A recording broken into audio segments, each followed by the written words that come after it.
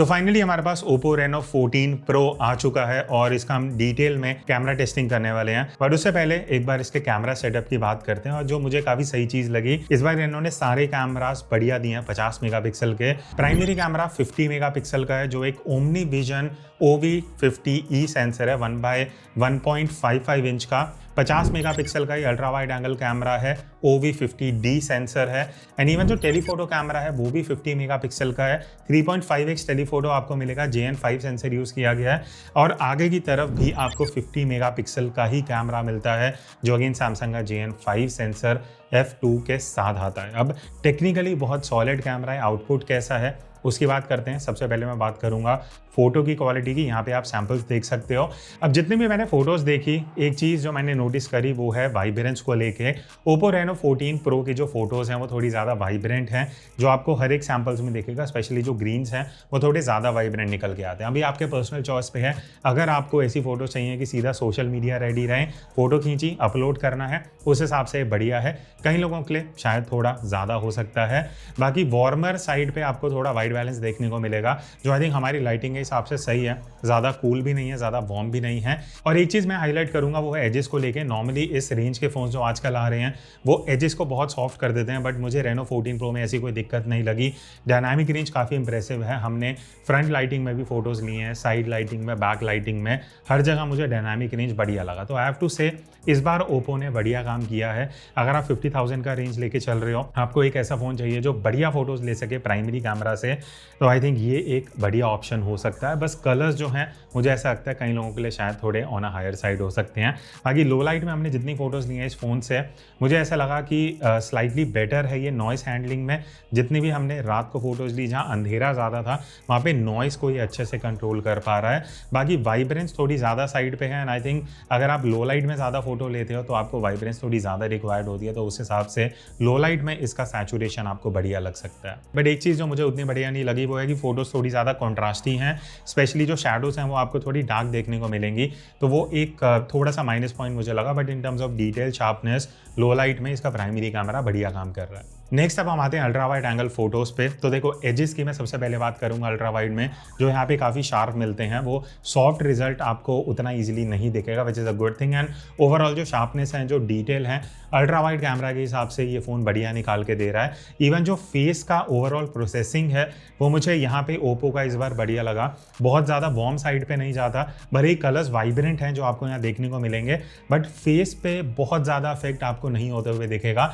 Even जो highlight control है वो काफ़ी बढ़िया से निकाल के दे रहा है। तो जितने भी हमने अलग अलग सिचुएशन में फोटो ली हैं, डायनामिक रेंज अच्छा है, हाईलाइट बढ़िया से निकाल के दे रहा है। ऑल ओवर अगर आप वाइड एंगल में ज़्यादा फोटोज़ लेते हो, आपको डिस्टॉर्शन भी एक हद तक बढ़िया कंट्रोल्ड मिल जाएगा। बस मुझे ऐसा लगा कि अल्ट्रा वाइड एंगल में जब आप फोटोज़ लोगे, कई सिचुएशन में वाइब्रेंस अगेन थोड़ी सी ऑन अ हायर साइड हो सकती है। बाकी लो लाइट की अगर मैं बात करूँ, अच्छा आउटपुट अल्ट्रा वाइड के हिसाब से निकाल रहा है। हाईलाइट बहुत अच्छे से मैनेज कर रहा है। आप जितनी भी फोटोज़ देखोगे आप देखना, जो ब्राइट एरियाज़ हैं, जो साइन बोर्ड्स हैं, या जहाँ ज़्यादा लाइट है वो ओवर एक्सपोज नहीं हो रहा, तो वो कंट्रोल बहुत अच्छा है। प्लस इसका जो नॉइस रिडक्शन है वो भी अल्ट्रा वाइड के हिसाब से बढ़िया निकाल देता है। Now moving on to telephoto camera. अब यहाँ पे आपको 3.5x टेलीफोटो कैमरा मिलता है। बहुत से फोन्स में आपने स्टैंडर्ड 3x देखा होगा, बट 3.5x बेसिकली आपको 80 mm के आसपास का एंगल ऑफ व्यू देता है। उसका फायदा ये होता है कि आपको स्लाइड ज़्यादा जूम मिलता है, आपको कंप्रेशन अच्छा मिलता है, एंड इवेंचुअली जो बैकग्राउंड ब्लर है वो आप बढ़िया निकाल पाते हो, बिकॉज यहाँ पे 50 मेगापिक्सल का बिगर सेंसर यूज़ किया गया है, तो वो आपको ब्लर का थोड़ा फायदा मिलता है। अगेन अगर मैं कलर्स की बात करूँ, यहाँ पे भी आपको वाइब्रेंस ज़्यादा मिलेगी, ज़्यादा सैचुरेशन मिलेगी, तो आप अपनी पर्सनल लाइकिंग के हिसाब से यहाँ पे डिसाइड कर सकते हो आपको बढ़िया लग रहा है नहीं लग रहा। बट मुझे शैडो डिटेल और कॉन्ट्रास्ट इसका काफ़ी सही लगा टेलीफोटो के हिसाब से। बहुत हायर साइड पे कॉन्ट्रास्ट नहीं है, तो उससे क्या होता है कि जो फोटो निकल के आती हैं, शैडोज़ में भी आपको इन्फॉर्मेशन मिलता है, हाईलाइट्स में भी मिलता है, मिड टोन्स में भी। तो डायनामिक रेंज इन्होंने काफ़ी अच्छे से मेंटेन करा है। इवन जो हाईलाइट का कंट्रोल है वो काफ़ी बढ़िया ये फोटोज़ निकाल पाती हैं। स्किन टोन में मुझे एक दिक्कत लगी, जो आपका फेस है वो स्लाइटली वार्मर साइड पे आता है, तो वो मुझे कहीं ना कहीं लगा कि बेटर हो सकता था। And I would say telephoto में वो एक माइनस पॉइंट आपके लिए हो सकता है। बट उसके अलावा नॉन ह्यूमन सब्जेक्ट की अगर आप फोटो लेने वाले हो तो ऐसा कोई दिक्कत नहीं है, आप बढ़िया डिटेल, टेक्सचर, डायनामिक रेंज सब निकाल सकते हो। बाकी बात रही लो लाइट की, लो लाइट में अगेन इसका हाईलाइट कंट्रोल काफ़ी सही है, नॉइस अच्छे से कंट्रोल कर पा रहा है। एंड आई थिंक अगर आप जूम करके ज़्यादा लो लाइट में फोटोज़ लेने वाले हो तो ऐसा कोई आपको दिक्कत नहीं रहेगी। अच्छा, अब अगर क्लोज फोकस की बात करें, पहले 1x से स्टार्ट करते हैं, तो आपको एक डिस्टेंस मेंटेन करना पड़ेगा। और बढ़िया चीज़ ये है, आप जैसे पास जाओगे और मैक्रो मोड यहाँ पे आपको साइड में फ्लावर मिल जाएगा। अब ये बेसिकली क्या करता है कि अल्ट्रा वाइड एंगल लेंस पे स्विच करता है। तो अगर आप 1x पे हो और आप ये फ्लावर को डिसेबल कर दोगे, स्टिल आप इतने डिस्टेंस तक जा सकते हो, आपको डिस्टेंस यहाँ पे दिख जाएगा। एंड अगर आप इससे क्लोज जाओगे तो आपको ये फ्लावर आइकन दबाना पड़ेगा, जो बेसिकली आपको अलाउ करता है काफ़ी क्लोज आने के लिए यूजिंग अल्ट्रा वाइड एंगल। बाकी बात रही टेलीफोटो कैमरा की, 3.5x पे ये प्राइमरी कैमरा यूज़ करता है। अगर आप मैक्रो मोड एनेबल रख रहे हो तो इस तरीके से मैं इतना क्लोज जाके आप देख सकते हो। अगर 3.5x पे हूँ तो मैं इतना क्लोज जाके ले सकता हूँ। अगर मैं मैक्रो डिसेबल कर दूंगा तो मुझे थोड़ा डिस्टेंस मेंटेन करना पड़ेगा। तो मैं आपको दिखाता हूँ, यहाँ पे आई थिंक इतना डिस्टेंस मुझे जाना पड़ रहा है, विच इज़ अराउंड 15 सेंटीमीटर्स, जो आपको 1 सवा फीट के आसपास मेंटेन करना पड़ेगा। Otherwise you have to enable the macro mode ताकि आप क्लोज जा सको। बाकी अगर आप एनालॉग वॉचेस में इंटरेस्टेड हो, हमारा एक अलग से चैनल है जहाँ पे मैं सिर्फ एनालॉग वॉचेस को रिव्यू करता हूँ, तो वो भी आप जाके चेक कर सकते हो, लिंक आपको डिस्क्रिप्शन में मिल जाएगा। एक चीज़ जो मुझे इस फ़ोन में काफ़ी बढ़िया लगी, जैसे मैंने आपको शुरू में बोला था, सारे कैमरा 50 मेगापिक्सल के हैं। तो जब आप हाई रेज मोड में जाओगे ना, आपको ultra wide 1x and 3.5x तीनों कैमरा में 50 मेगापिक्सल का ऑप्शन मिलता है। तो वो एक काफ़ी सही चीज़ है कि आपको एक स्टैंडर्ड रेजोल्यूशन दिया जा रहा है जो आप तीनों कैमरा में यूज़ कर सकते हो। आउटपुट काफ़ी शार्प है, कहीं भी मुझे HDR का इशू नहीं लगा, और आप तीनों ही कैमरा से बढ़िया जूम करके फ़ोटोज़ निकाल सकते हो। फिर लास्ट में अब हम आते हैं फ़ोटोज़ में पोर्ट्रेट मोड पे। तो अगर आप ज़्यादा पोर्ट्रेट लेने वाले हो, बढ़िया चीज़ ये है कि आपको ऑप्शंस काफ़ी ज़्यादा मिल जाते हैं। तो अगर आप पोर्ट्रेट मोड में जाओगे, आपको 1x और 2x तो मिलेगा, 3.5x भी मिलता है, विच इज़ ऑब्वियसली जो आपका टेलीफोटो कैमरा है। तो पोर्ट्रेट में आपको ऑप्शन ज़्यादा मिलेंगे। आउटपुट की अगर मैं बात करूँ तो देखो, यहाँ पे आपको जो कलर्स हैं वो थोड़े वाइब्रेंट साइड पे मिलेंगे। तो ज़्यादा सैचुरेशन है, ज़्यादा वाइब्रेंस है, ग्रीन स्पेशली थोड़े ज़्यादा वाइब्रेंट निकल के आते हैं। बट स्किन का जो कलर है वो मुझे सही लगा, वो ओरिजिनल मेंटेन करके रखता है। बहुत वो चमकाने वाला इफेक्ट आपको नहीं दिखेगा जो कई फ़ोन्स आपको देते हैं। तो प्रोसेसिंग बहुत सटल साइड पे रखी गई है फेस की। इवन जो टेक्सचर है फेस का वो काफ़ी अच्छे से निकल के आता है। स्किन स्मूथनिंग आपको नहीं दिखेगी। तो अगर आपको स्किन स्मूथनिंग वगैरह करना है वो आप अलग से कर सकते हो, बट बाय डिफ़ॉल्ट आपको बढ़िया टेक्सचर मिल जाता है। And as detection is something जो मैं बोलूँगा, ओप्पो का मुझे पहली जनरेशन का उतना बढ़िया नहीं लगता था, बट 14 प्रो ने एक्चुअली काफ़ी बढ़िया डिटेक्शन करा है। बालों के एजेस अच्छे से दिखते हैं, चश्मे का एज बढ़िया से दिखेगा। और ऑल ओवर अगर आप टेलीफोटो भी यूज़ करके पोर्ट्रेट ज़्यादा लेने वाले हो तो आप काफ़ी अच्छा आउटपुट एक्सपेक्ट कर सकते हो। बस ये मुझे लगा 3.5x पे एज डिटेक्शन थोड़ा बेटर हो सकता था, 1x पे अच्छा है, 3.5x पे आई वुड से और बेटर एज डिटेक्शन हो सकता था। बाकी चीज़ें 1x 3.5x दोनों में आपको बढ़िया पोर्ट्रेट मिल जाएंगे। अब अगर सेल्फी की बात करें तो यहाँ पे रेनो 14 प्रो में आपको स्लाइटली कूलर टोन मिलता है, बट बढ़िया चीज़ ये है कि डायनामिक रेंज काफ़ी सही है। जितनी भी हमने अलग अलग लाइटिंग में सेल्फी दी हैं, काफ़ी बढ़िया हाईलाइट्स एंड शैडोज़ निकल के आ रहे हैं। स्पेशली जो शैडोज़ हैं वो काफ़ी सही है, ज़्यादा कॉन्ट्रास्टी नहीं है, तो देखने में सही लगता है। इवन हाईलाइट कंट्रोल काफ़ी सही किया है, तो अगर आप पीछे क्लाउड्स वगैरह देखोगे काफ़ी बढ़िया रिकवर हो रहे हैं। इवन पोर्ट्रेट सेल्फी में अगर आप देखोगे, इसका एज डिटेक्शन काफ़ी सही है, जो ब्लर क्रिएट करता है काफ़ी रियलिस्टिक है, देखने में थोड़ा नकली आर्टिफिशियल लुक नहीं लगेगा। हाँ, ये है कि ओप्पो स्लाइटली सॉफ्टर साइड पे है, फेस को थोड़ा सा कूलर रखता है, बट टेक्निकली अगर आप देखो तो बढ़िया सेल्फी निकाल लेता है। तो क्या आप भी अपने स्मार्टफोन कैमरा से कुछ इस तरीके की प्रोफेशनल फोटोज कैप्चर करना चाहते हो? आप ज्वाइन कर सकते हो मेरा 5 आवर्स का ऑनलाइन फोटोग्राफी कोर्स, जहां पे मैं आपको बेसिक्स ऑफ फोटोग्राफी सिखाने वाला हूं कि कैसे आपको एक्सपोजर कंट्रोल करना है, कैसे सीन्स को कंपोज करना चाहिए, जब आप किसी भी सिचुएशन में फोटो ले रहे हो क्या क्या चीजें आपको ध्यान रखनी चाहिए, फोटोज कैसे एडिट करनी है, ये सारी चीजें हम इस कोर्स में सीखने वाले हैं। तो बाकी की डिटेल्स आपको जो डिस्क्रिप्शन में लिंक है वहां जाके मिल जाएंगी। और 750 से ज्यादा मोबाइल फोटोग्राफर्स ऑलरेडी ये कोर्स अवेल कर चुके हैं, और अभी स्पेशल ऑफर भी चल रहा है जहां पे आपको 20% डिस्काउंट मिलेगा using this coupon code. So join me on this journey and learn how to click better photos using any smartphone camera. अच्छा, अगर आप 1x primary camera video shoot करने वाले हो तो आपको 4K 60 FPS का ऑप्शन मिल जाता है इन टर्म्स ऑफ रेजोल्यूशन। बाकी ऑडियो इंटरनल माइक्रोफोन से आ रहा है। तो अभी हम एक पार्क में हैं जहाँ पे लाइट, अभी जब मैं बोल रहा था तो सामने थी, अब साइड को आ चुकी है। धीरे धीरे अब हम बोलते बोलते बैकलाइट सिचुएशन में आ चुके हैं। तो ये प्राइमरी कैमरा है, तो यहाँ पे जैसा भी परफॉर्मेंस रहेगा वो सेट करता है कि फाइनल आउटपुट कैसा रहने वाला है। बिकॉज हमने आगे और भी सैम्पल लिए हैं, उसके बारे में भी बात करेंगे। But to set the context, अभी जो आप ऑडियो सुन रहे हो वो इंटरनल माइक्रोफोन से ही है, 1x ऑडियो आ रही है। स्किन टोन कैसा है वो सब आपको पता लग जाएगा, colours and all those things. बाकी जो हमने और काफ़ी सैम्पल्स लिए, एक बार वो देखते हैं, डिटेल में बात करते हैं। अब हम आते हैं इस वीडियो के सेकंड पार्ट पे, जहाँ पे हम वीडियो के आउटपुट की बात करने वाले हैं। तो देखो, ओप्पो रेनो 14 प्रो अगर आप ज़्यादा यूज़ कर रहे हो वीडियो के हिसाब से, तो I think it is one of the best phones जो आप 50,000 की रेंज में वीडियो के लिए ले सकते हो। क्यों, मैं आपको ये सैम्पल्स भी दिखा देता हूँ। सबसे पहली चीज़, इसका स्टेबलाइजेशन एक्सीलेंट है। अगर आप चलते हुए भी वीडियो शूट कर रहे हो तो आपको बढ़िया स्टेबल फुटेज मिलती है। हाँ, थोड़ा सा क्रॉप होता है 1x में प्राइमरी कैमरा में, बट उसका बेनिफिट ये मिल जाता है कि आपको स्टेबलाइजेशन बेटर मिल जाएगी। बाकी इवन जो इसका एक्सपोजर का फ्लक्चुएशन है, अगर आप एक लाइटिंग से दूसरी लाइटिंग में चेंज करते हो, वो काफ़ी बढ़िया मैनेज किया गया है।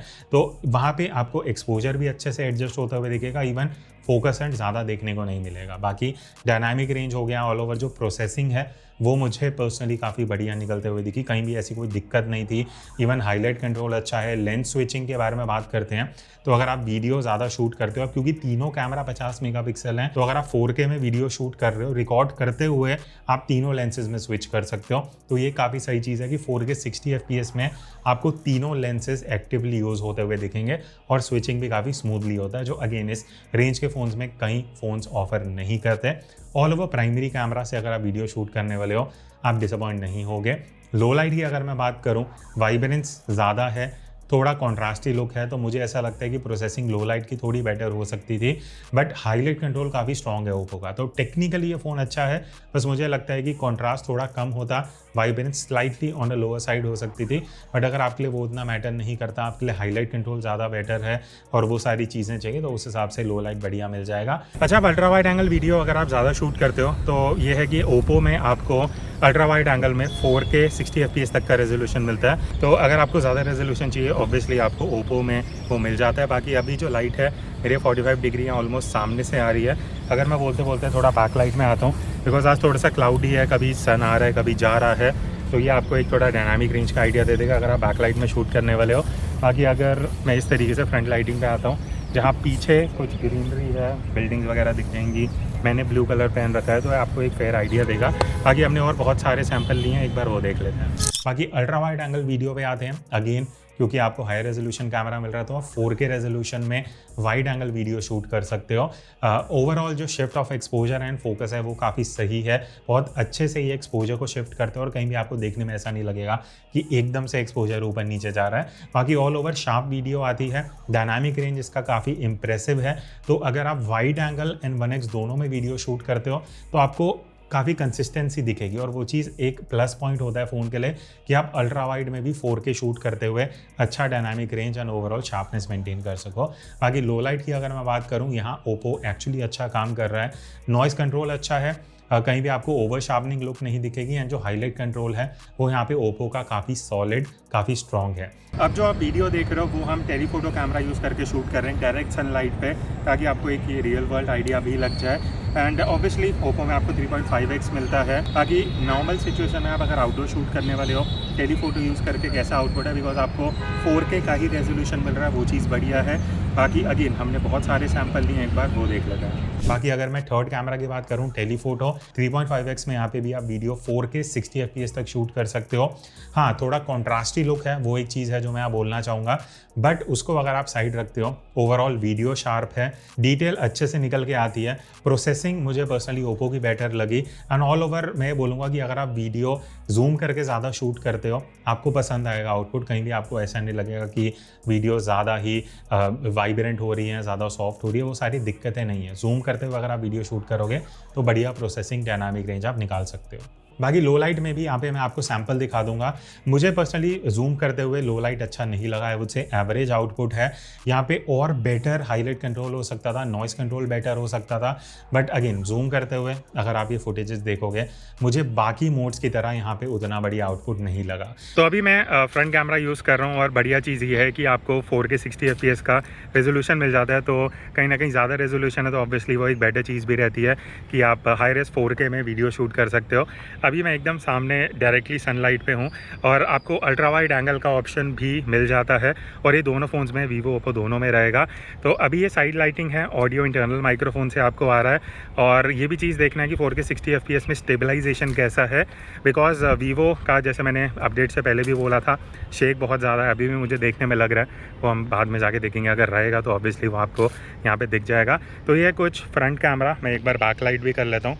पीछे कुछ क्लाउड्स वगैरह है, सनसेट पीछे अच्छे की तरफ हो रहा है एंड होपफुली ये आपको एक फेयर आइडिया दे देगा। तो अब लास्ट में क्वेश्चन आता है कि क्या Oppo Reno 14 Pro one of the best camera phones है 50,000 की रेंज में?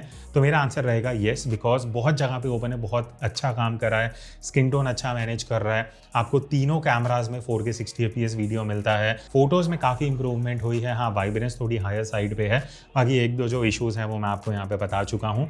तो मेरा इस फ़ोन के साथ एक्सपीरियंस काफ़ी सही रहा है। आपके क्या व्यूज़ है कमेंट करके बताना। बाकी इसका कंपैरिजन आपको किस फ़ोन के साथ चाहिए वो भी बता देना, वो हमारे सेकंड चैनल पे आ जाएगा, कुणाल मल्होत्रा 2.0, जिसका लिंक आपको डिस्क्रिप्शन में मिल जाएगा। सो दैट्स इट, मिलते हैं नेक्स्ट वीडियो में, तब तक take care and keep clicking.